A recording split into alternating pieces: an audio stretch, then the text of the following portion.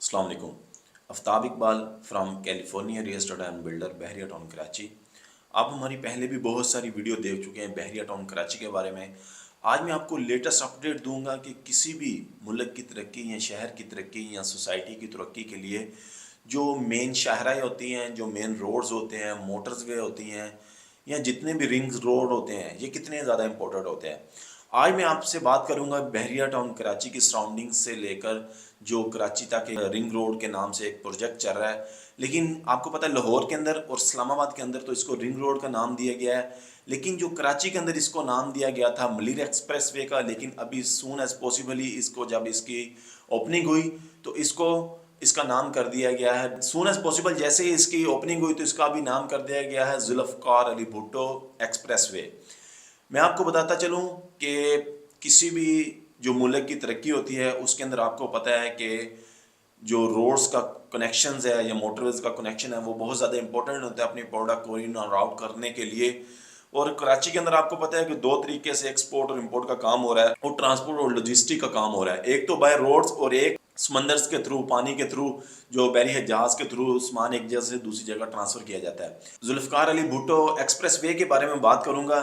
ये बेसिकली आज से कुछ टाइम पहले इसका काम स्टार्ट किया गया और इसको दो फेज के अंदर कन्वर्ट किया गया।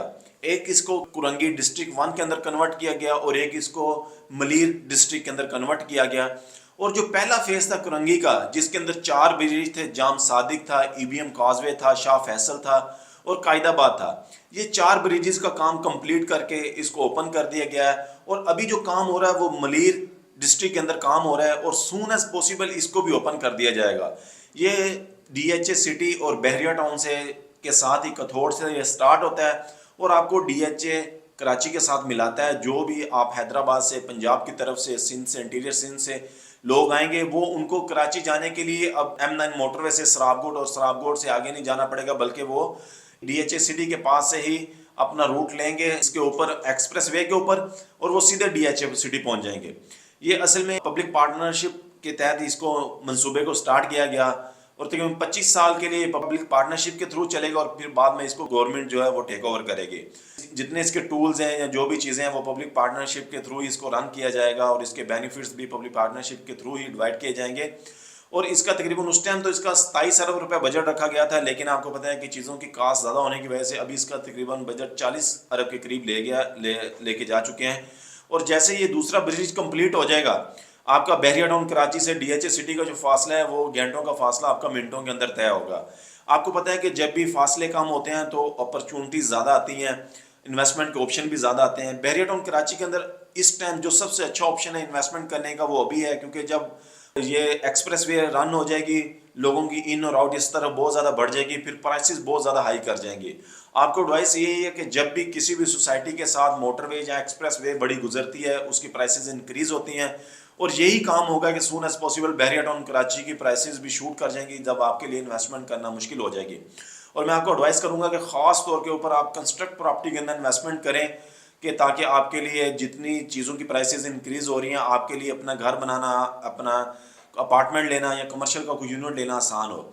जी, आज मैंने आपसे बात की जुल्फ़कार अली एक्सप्रेस वे के बारे में जो कराची के अंदर कथौड़ से स्टार्ट होकर डीएचए सिटी के साथ जा रही है। 4 ब्रिज इसके ओपन है और 4 ब्रिज के ऊपर काम हो रहा है, क्योंकि आपको पता है कि जब बड़ा प्रोजेक्ट होता है टेक्निकल वजह से भी, कुछ डिपार्टमेंट की वजह से भी इश्यूज आते हैं, कोई टेक्निकल वजह से भी इश्यूज आते हैं, उनकी वजह से काम थोड़ा सा स्लो हुआ था, लेकिन अभी तेज़ी के साथ काम जारी है।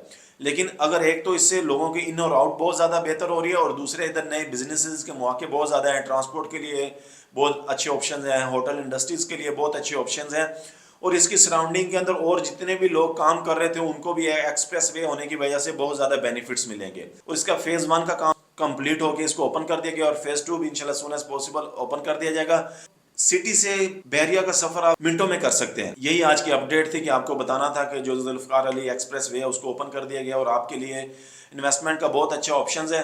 और ख़ास तौर के ऊपर कुछ लोग ऐसे हैं कि जो इन्वेस्टमेंट करके फ्यूचर में अच्छी आरओआई हासिल करना चाहते हैं और कुछ लोग ऐसे हैं कि जो एंड यूजर हैं जो अपना घर बनाना चाहते हैं। ये दोनों के लिए बहुत अच्छा ऑप्शन है। आपका अगर पाकिस्तान की रियल एस्टेट से रिलेटेड, बहरिया टाउन कराची की रियल एस्टेट से रिलेटेड कोई क्वेश्चन हो, आप हमारा ऑफिस भी विजिट कर सकते हैं मलिक स्क्वायर की लोकेशन के ऊपर, California real estate and builder का, या नीचे दिए गए नंबर के ऊपर कॉन्टैक्ट कर सकते हैं।